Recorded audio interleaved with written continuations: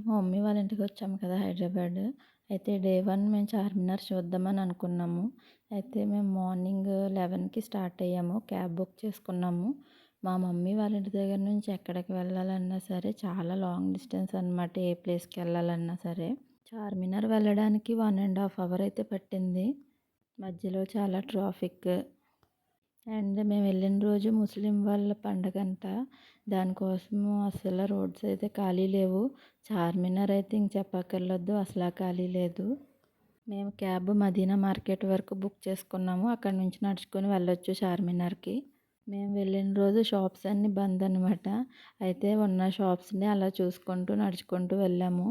Bangles అవి తీసుకున్నాను అంతే, నేను ఎక్కువ షాపింగ్ చేయలేదు. అక్కడైతే చాలా హడావిడిగా ఉన్నది పోలీసులతోని. ఇంక మధ్యాహ్నానికైతే ఇంక ఫుల్ రష్ అయిపోయిందనమాట. ఇప్పుడు వీడియోలో చూస్తున్నంత ఖాళీగా కూడా లేదు. ఇంక నేను వీడియో కూడా తీయలేకపోయాను మధ్యాహ్నము. నడవడానికి కూడా ఖాళీ లేదు. మేము మార్నింగ్ వెళ్ళాము, ఎక్కడ కూర్చోలేదు, అలా నడుస్తూనే ఉన్నాము. నాతో పాటు మా పిల్లలు కూడా పాపం ఎక్కడ ఎత్తుకోమనకుండా అలానే నడిచారు.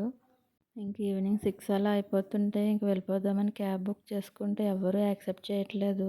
అయితే ఇంక లాస్ట్‌కి ఒకళ్ళు యాక్సెప్ట్ చేశారు. ఇంక క్యాబ్ ఎక్కేసి ఇంటికైతే వచ్చేసాము.